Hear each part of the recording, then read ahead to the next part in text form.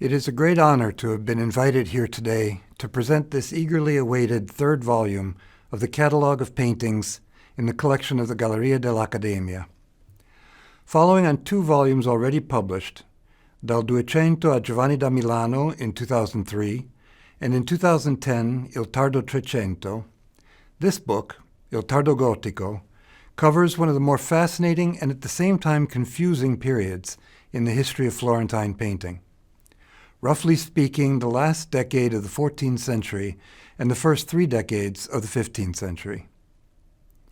This was a moment when local traditions were opening to new influences from many parts of Europe, when an expanding population and an expanding economy created ever greater opportunities for major civic and ecclesiastical commissions, as well as a broader and deeper market for private consumption of works of art. It was also a moment that saw the emergence of an unprecedented number of artistic personalities of colossal stature. Filippo Brunelleschi, Lorenzo Ghiberti, Gentile da Fabriano, Beato Angelico, and ultimately, Masaccio. Understanding the artistic world in which these titans appeared is crucial to understanding their work and the influence they exerted on the Western architectural, sculptural, and pictorial traditions for the next 4 centuries. But so brilliant was the legacy of these founding fathers of the Renaissance, so completely did they overshadow everything else that Florence produced in this fertile moment, that study of the era known as the Tardo Gotico remains a discipline in its infancy.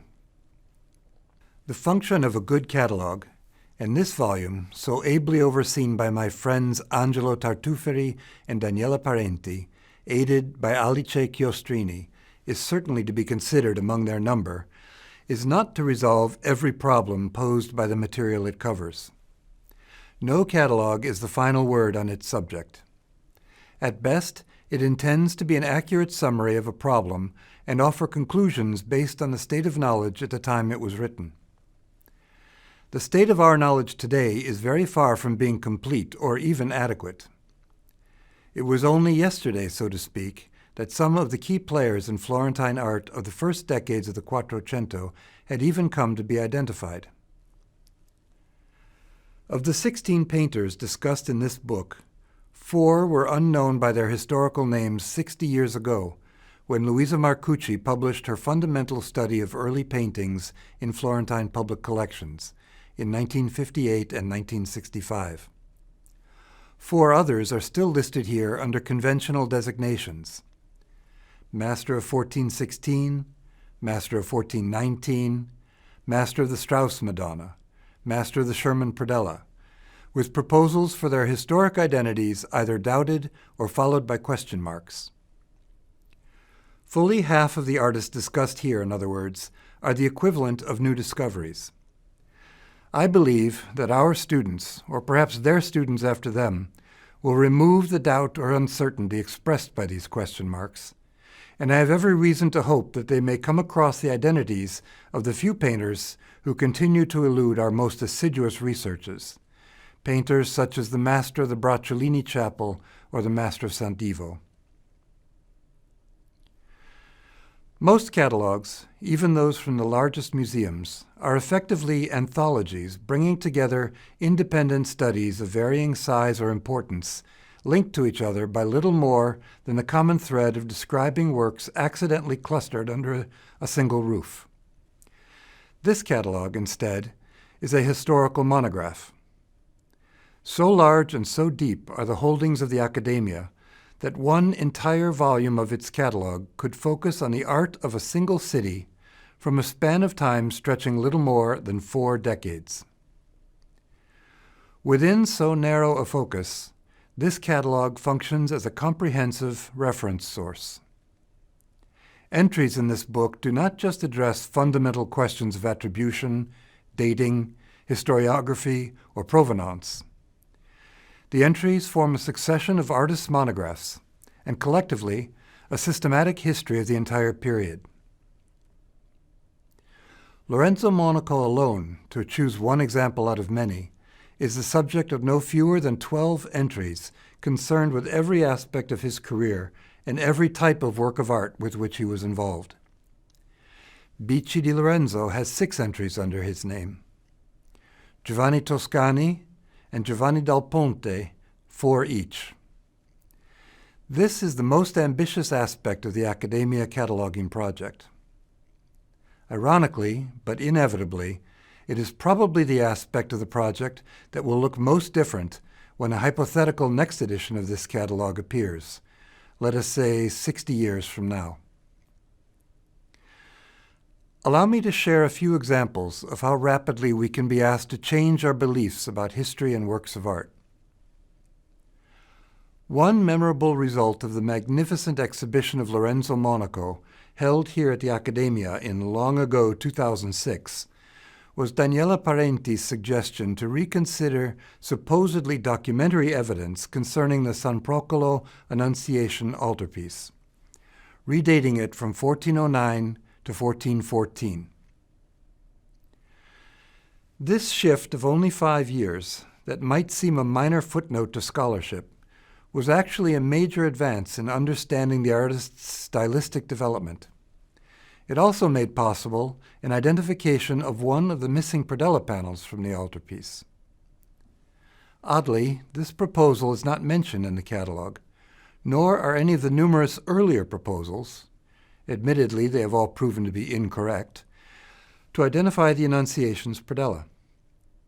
In this case, if the identification of this predella panel in Nice is correct, and if recognizing it as a possible early work by Fra Angelico is correct, the question arises of whether any other passages in the Annunciation altarpiece might reflect the emerging genius of the young painter. Increasingly, I wonder if the roundel of the prophet Isaiah that was sold 2 years ago at Christie's in New York, and that has long been recognized as part of the frame of this altarpiece, might also be not a mature masterpiece by Lorenzo Monaco, but an early masterpiece by Fra Angelico. I have also been wondering if we have properly understood another of the important works regularly assigned to Lorenzo Monaco, this time to the earlier end of his career. The so-called Carmine altarpiece, 4 lateral panels of which are included in the Accademia's collection and thoroughly studied in this catalog. Years ago, Luciano Bellosi doubted this attribution. I must say that revisiting last year the Toledo Museum of Art in Ohio and seeing there the central panel to this altarpiece, I was struck by how different it looks to any other work by Lorenzo Monaco. The drawing is different, the palette is different, the figure types are different, and the brilliantly incisive architecture of the throne is radically different. It is precise, carefully ruled, and accurately foreshortened, in contrast to the casual and approximate foreshortening of architectural details typical of Lorenzo Monaco. All of the small group of paintings that look like the Carmine altarpiece, including this little-known and recently cleaned crucifixion in the collection of the Mead Art Museum at Amherst College in Massachusetts, that may conceivably have been the missing central pinnacle of that altarpiece, have something to do with another group of paintings of the highest imaginable quality that are usually given to a contemporary of Lorenzo Monaco, Marielto Dinardo. Recognizing their incompatibility with Marielto's modest talents, Miklos Bošković attributed this group hypothetically to the young Lorenzo Ghiberti as an apprentice in Marielto Dinardo's studio.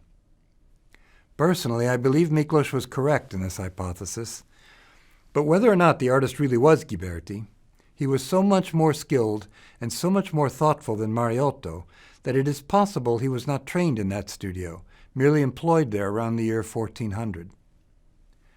Could he have been trained earlier by Lorenzo Monaco? Could the Carmine altarpiece be in part his work? The question may not have an answer. It should be posed nevertheless.